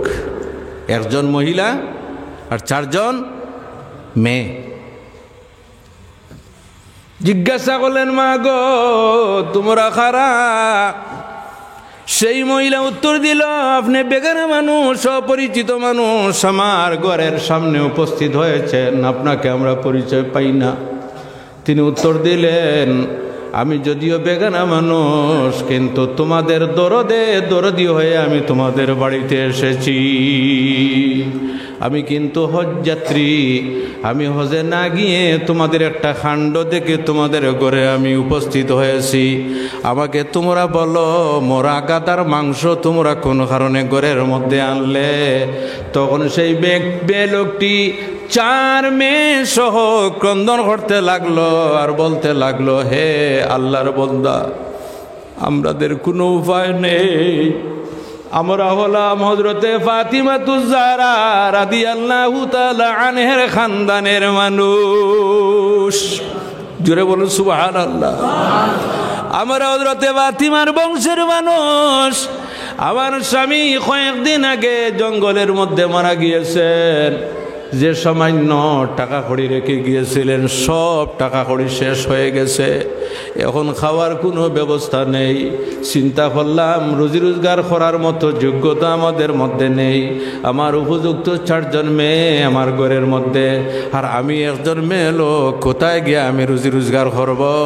গতিকে আমি এখন দেখলাম হারাম আমার জন্য এখন আল্লাহ হালাল করে দেবেন, যেহেতু আমার জন্য খাবার আর কোনো উপায় নেই। এজন্য মোরা গাদার মাংস কেটে কেটে বাড়ির মধ্যে আনলাম, আমরা পাকটাক করে খেয়ে আমাদের ক্ষুধা নিবারণ করব।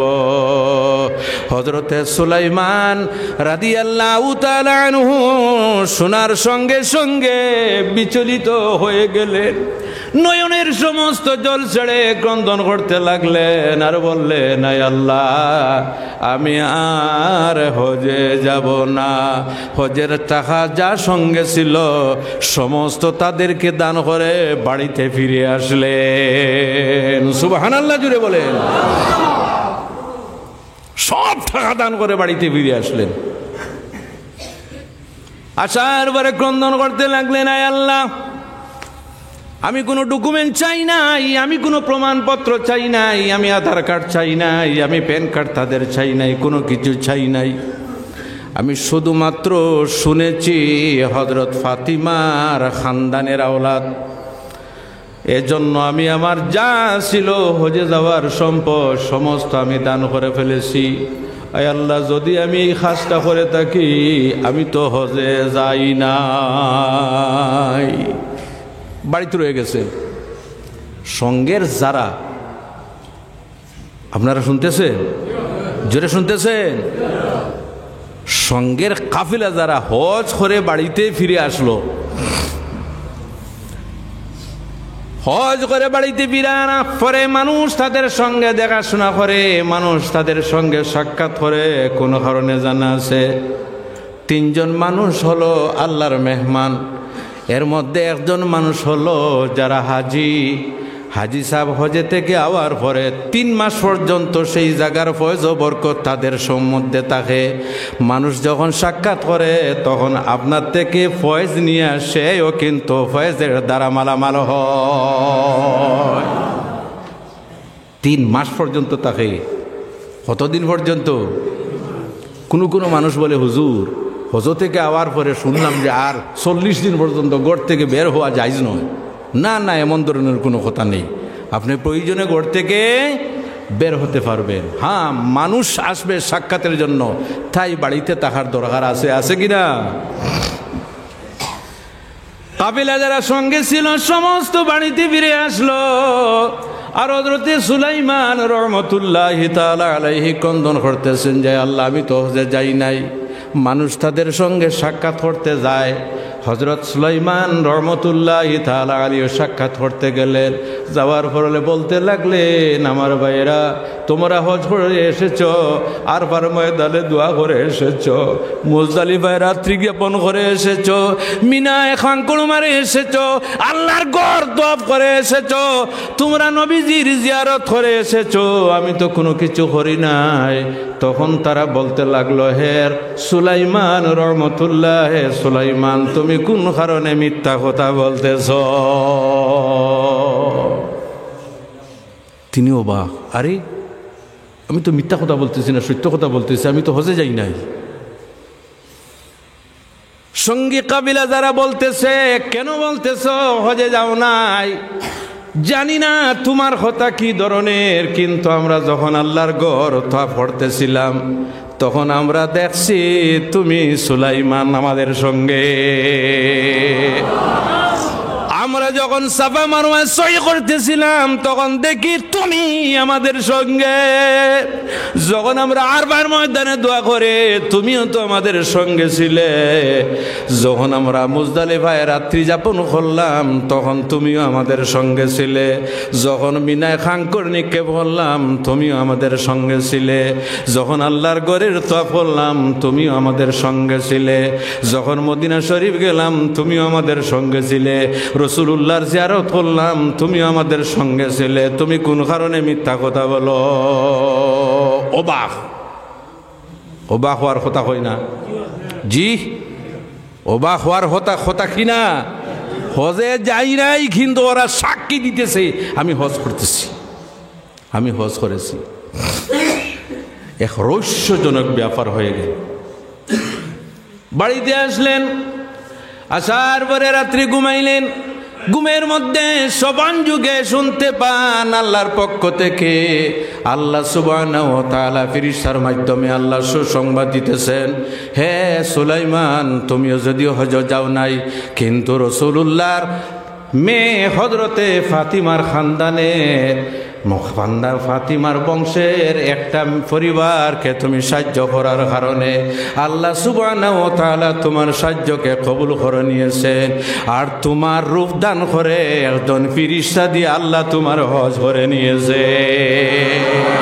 নারায়ে তাকবীর, নারায়ে রিসালাত।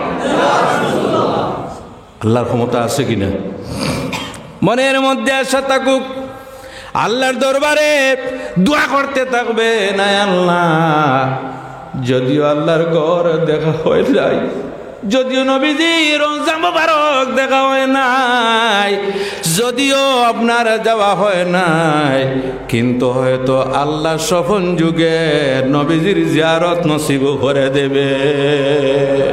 হয়তো সফন যুগে আল্লাহ তোমাকে আল্লাহর ঘরের তওয়াফ করিয়ে দেখাইবে। এজন্য আমার ভাইরা, উম্মতে মুহাম্মদীর ফ্যাসিলিটি হলো নেকির কাজের ইচ্ছা করলে সওয়াব আছে, বাস্তবায়িত করলে ডবল সওয়াব আছে। গুনার কাজের ইচ্ছা করলে গুনাহ নাই, কিন্তু গুনার কাজটা যদি বাস্তবায়িত করে তাহলে একটা নেকি আছে। এজন্য আল্লাহ সুবহানাহু ওয়া তাআলা উম্মতে মুহাম্মদীকে আল্লাহ মধ্যম উম্মত বানিয়েছেন। কি উম্মত? মধ্যম উম্মত। জোরে বলুন, কি উম্মত? এত ছাড়ও নাই আর এত কঠিনও নয়। আইনগুলা ইসলামের যত ল আছে তার মধ্যে এত ছাড়ও নাই আর এত কঠিনও নয়, মধ্যখানে আল্লাহ আমাদের এই শরীয়তটারে রাখছেন, আমরা সবাই পালন করতে পারি। কোনো অসুবিধা হয়? জি। একজন মানুষ ওযু করে নামাজ পড়ার তার ক্ষমতা নেই, অসুবিধা আছে, তার জন্য শরীয়তের ইসলামের নির্দেশ হলো কি করতে? তায়াম্মুম। কি করতে? এই তায়াম্মুমটা রাসূলুল্লাহর উম্মতের ফ্যাসিলিটি। খাড়া হয়ে নামাজ পড়ার ক্ষমতা নেই, কিভাবে? বসে। বসিয়া নামাজ পড়ার ক্ষমতা নাই, কিভাবে? শুয়ে। আল্লাহু আকবার! কি ফ্যাসিলিটি উম্মতে মুহাম্মদীর! আপনি গেলেন বন্দে, আপনি গেলেন আপনার শাকসবজির মাঠে, সেখানে যাওয়ার পরে জোহরের নামাজ হয়ে গেল, মসজিদে আসার সুযোগ নেই, সেখানে যদি নামাজ পড়েন আল্লাহ আপনার নামাজ কবুল করে নেবেন। আল্লাহ গোটা পৃথিবীর জমিনটাকে উম্মতে মুহাম্মদীর জন্য আল্লাহ মসজিদ বানিয়ে দিয়েছেন। জোরে বলুন সুবহানাল্লাহ।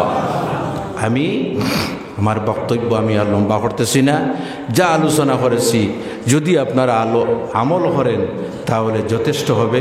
পরবর্তীতে নিশ্চয় আরও সম্মানিত উলামায়ে কেরামগণ আসবেন, আপনাদের সম্মুখে বিভিন্ন বিষয় নিয়ে আলোচনা করবেন। আশা করি আপনারা শুনবেন, নিজের জীবনে বাস্তবায়িত করবেন।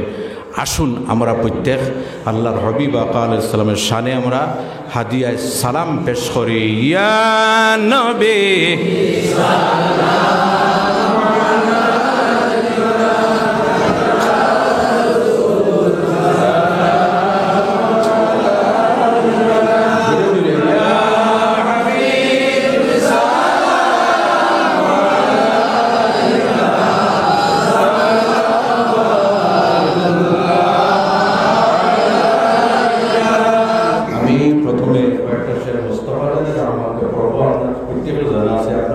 জোরে সুরে মোহাম্মদের সাথে বলে মুস্তাফা জানে রহমত পেলা কো সালাম শবে বাজ মে হিদায়ত পেলা কো সালাম মুস্তাফা জানে রহমত পেলা কো সালাম শবে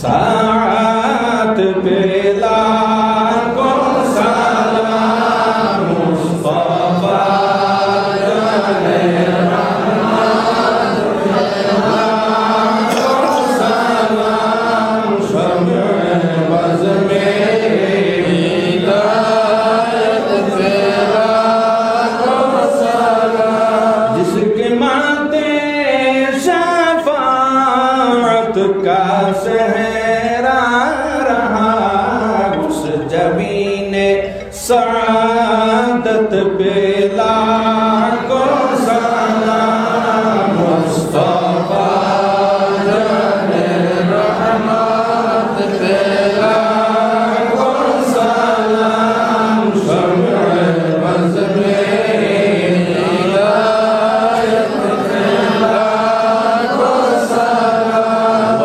हमारे नबी उनके हम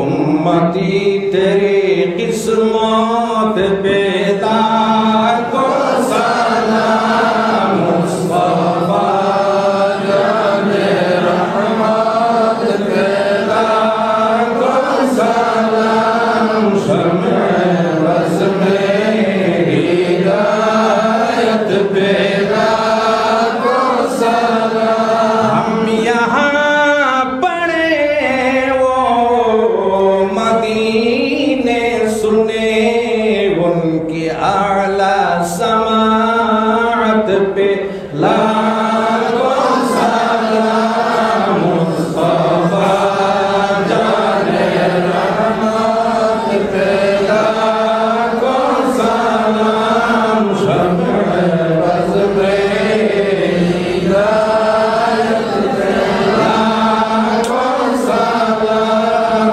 शम्ए बज़ में हिदायत पे लाखो सलाम या नबी सलाम अलैका या रसूल सलाम अलैका या हबीब सलाम अलैका सलावतुल्लाह अलैका या रसूल अल्लाह व या हबीब अल्लाह नबी गो आपन जानिया मिलादे हाजिर হইয়া দেখাও না পর্দা উঠাইয়া দেখিব নয়ন ভরিয়া ইয়া নবী সালাম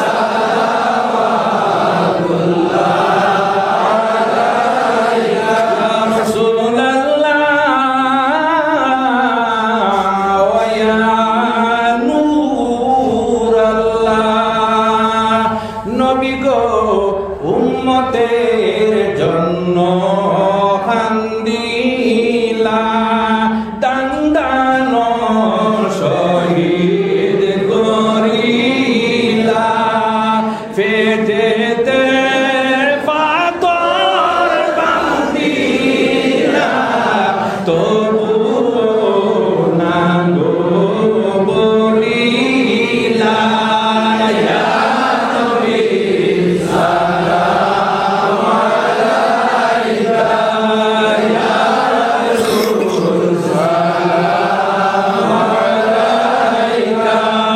ইয়া হাবিব সালাম আলাইকা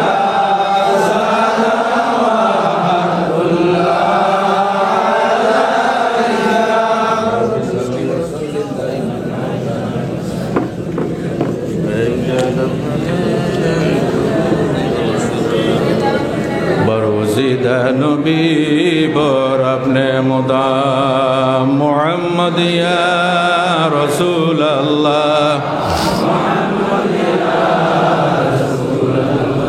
शफाअत कीजिए लिल्लाह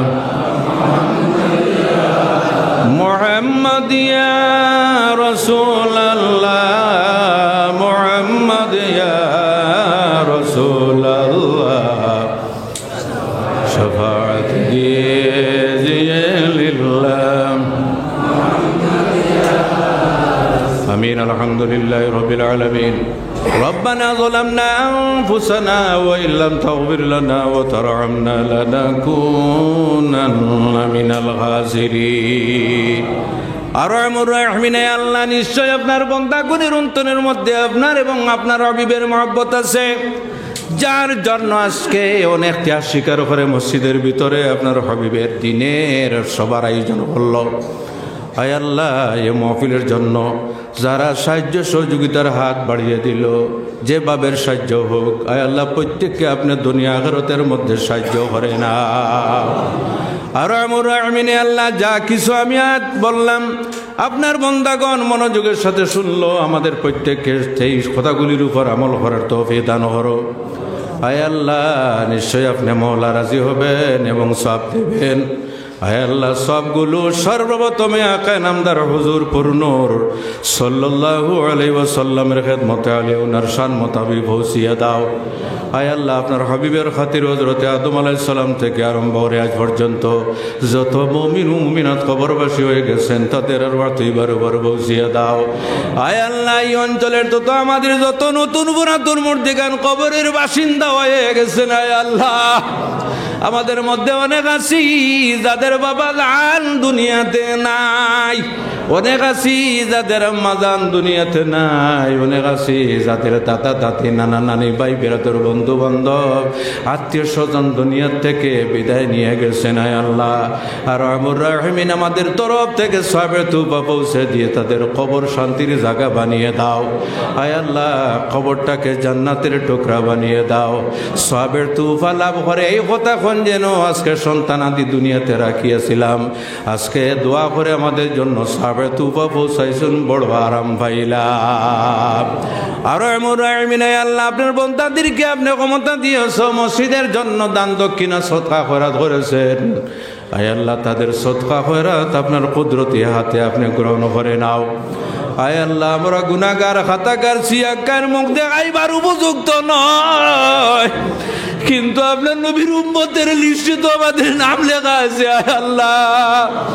আয় আল্লাহ আপনার হাবিবের খাতিরে আমাদের জীবনের সমস্ত গুনাহগুলো মাফ করে দাও আয় আল্লাহ বাদ বাকি যে জীবন রয়েছে নেক আমলের মাধ্যমে আলোকিত করার ক্ষমতা দান করো আয় আল্লাহ বাড়ির থেকে অনেক মা বোনের আমার সঙ্গে দোয়ার সঙ্গে হাত উঠিয়েছেন আয় আল্লাহ তাদেরকে মাফ করে দাও তাদের জীবনের সমস্যাগুলিকে আপনি দূর করে দাও আয় আল্লাহ আমাদের প্রত্যেকের আর্থিক সমস্যা পারিবারিক সমস্যা রাজনৈতিক সমস্যা রুজি রোজগারের সমস্যা খাজ খামের সমস্যা আয় আল্লাহ যত ধরনের সমস্যা আছে আপনার গায়বী শক্তি দিয়ে সমাধান করার ক্ষমতা দান করো আয় আল্লাহ আমাদের দেশে দোষে পরিবারের শান্তি প্রতিষ্ঠিত করে দাও আয় আল্লাহ আমাদের দেশের সঙ্গে আমাদের প্রাণের চাইতে আরো বেশি মায়া আছে আয় আল্লাহ আমাদের দেশের যারা ক্ষতি সাধন করতে চায় তাদেরকে হেদায়ত নসিব করো আয় আল্লাহ আরো রহমুর রহিমিন আল্লাহ যতদিন দুনিয়াতে না নেক আমলের মাধ্যমে ইজ্জতের জীবন নসিব করিও।